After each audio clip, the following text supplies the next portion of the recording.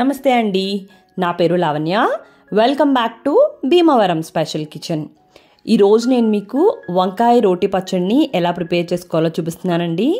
చాలా రుచిగా ఉంటుంది. చాలా తక్కువ ఇంగ్రీడియంట్స్తో ఎలా చేసుకోవాలో మీకు ఈజీగా చెప్పేస్తున్నాను. మరి ప్రిపరేషన్లోకి వెళ్ళే ముందు ఒక్క చిన్న లైక్ ఇవ్వండి. ముందుగా స్టవ్ని ఆన్ చేసుకుని ఒక కడాయిని పెట్టుకుని దాంట్లో ఒక 2 టీ స్పూన్స్ ఆయిల్ వేసుకుని హీట్ చేసుకోండి. ఆయిల్ హీట్ అయిన తర్వాత 1/2 కేజీ వంకాయల్ని ముక్కలుగా కట్ చేసుకుని దీంట్లోకి యాడ్ చేసుకోండి. కట్ చేసుకుంటున్నప్పుడు ఒక వాటర్లో సాల్ట్ వేసుకుని ముక్కలు కనుక దాంట్లో వేసుకుంటే ముక్కలు నలబడకుండా ఉంటాయి.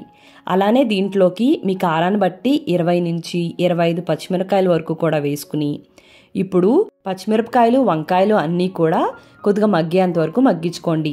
సగం వరకు మగ్గిన తర్వాత ఇప్పుడు ఈ వంకాయ ముక్కల్లోకి మధ్యలోకి ఇలా ఖాళీగా చేసుకుని దాంట్లోకి 1/2 కేజీ టమాటోలను కూడా ముక్కలుగా కట్ చేసుకుని వేసేసుకోండి.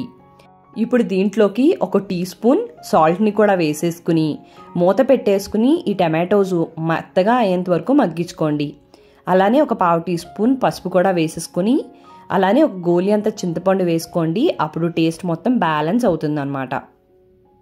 ఒక 5 నిమిషాలకి టమాటోస్ బాగా మెత్తగా మగ్గుంటాయండి. ఇప్పుడు అటు ఇటు బాగా కలిపేసుకుని అన్నీ కూడా ఇంకాస్త మెత్తగా మగ్గేంత వరకు సిమ్లో మాత్రమే పెట్టుకుని మగ్గించుకోండి. ఒక 5 నిమిషాలకి వంకాయలు టమాటోలు చూసారు కదండి, మనం గరిటెతో ఇలా అంటే సింపుల్గా మెత్తగా అయిపోతున్నాయి. అప్పుడు స్టవ్ని ఆఫ్ చేసేసుకోండి. ఒకవేళ రోల్ ఉంటే కనుక వేడివేడిగానే మనం దంచేసుకోవచ్చు. వేడిగా ఉండడం వల్ల ఎక్కువ టైం అది పట్టకుండా వెంటనే నలిగిపోతుంది అన్నమాట. అదే మిక్సీలో కనుక గ్రైండ్ చేసుకోవాలనుకుంటే పూర్తిగా చల్లారిన తర్వాత పల్స్లో మాత్రమే దీన్ని రుబ్బుకోండి. అప్పుడు కచ్చాబచ్చాగా అవుతుంది. మీ దగ్గరున్న రోల్ సైజుని బట్టి మీరు తీసుకున్న క్వాంటిటీని బట్టి 1 లేదా 2 బ్యాచ్ల్లో ఇలా మెత్తగా అయ్యేంతవరకు దీన్ని దంచుకోండి. మరి మెత్తగా పేస్ట్ లాగా చేసుకోవద్దండి, కచ్చాబచ్చాగా ఉంటే సరిపోతుంది. ఇలా దంచుకుంటున్నప్పుడు సైడ్ ఏమైనా ఉంటే కనుక దాన్ని జాగ్రత్తగా మళ్ళీ మధ్యలోకి వేసుకుని మెత్తగా దంచుకోండి. సాల్ట్ అది సరిపోకపోతే చెక్ చేసుకుని ఒకసారి వేసేసుకోండి. చూడండి, ఈ విధంగా ఉంటే సరిపోతుందన్నమాట. ఇలా బాగా దంచుకున్న తర్వాత కావాలంటే తాలింపు వేసుకోండి. తాలింపు వేసుకోకపోయినా సరే ఈ పచ్చడి రుచి చాలా చాలా బాగుంటుంది. అంతే, వంకాయ రోటి పచ్చడి రెడీ. మరి మీకు ఈ వీడియో నచ్చినట్టయితే లైక్ చేయండి, కామెంట్ చేయండి, మీ ఫ్రెండ్స్కి రిలేటివ్స్కి అందరికీ షేర్ చేయండి.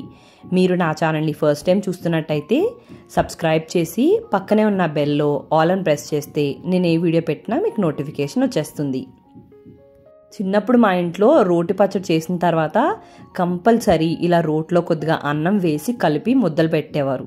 చాలా రుచిగా ఉంటుంది. మీకు కూడా ఇలాంటి ఎక్స్పీరియన్స్ ఏమైనా ఉంటే కామెంట్ చేయండి. ఛానల్లో ఇంకా నిల్వ పచ్చళ్ళు అలానే రోటి పచ్చడి రెసిపీస్ ఉన్నాయి, ఒకసారి చెక్ చేయండి.